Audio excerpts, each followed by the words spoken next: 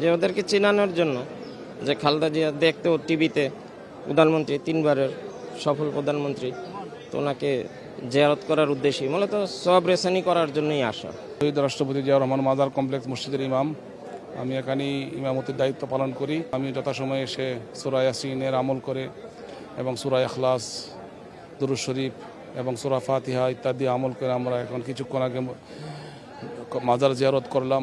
দোয়া করি আল্লাহ তাআলা যেন 3বারের সাবেক প্রধানমন্ত্রী আপুসহীন দেশ নেত্রী বেগম খালেদা জিয়াকে আল্লাহ তাআলা যেন মাফ করে জান্নাতবাসী করেন। আসলে আমরা সবাই শোকে বিহ্বল, কথা বলার মতো ভাষা নাই।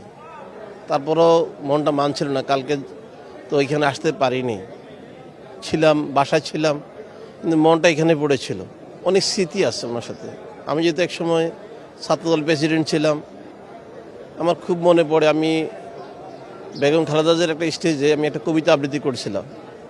সেই কবিতা আবৃত্তির সর্বশেষ লাইনে আইসা যখন আমি ওনাকে স্মরণ করে একটা কথা ভক্তি করেছিলাম, তখন উনি আমার মাথায় হাত বুলিয়ে দিয়েছিলেন।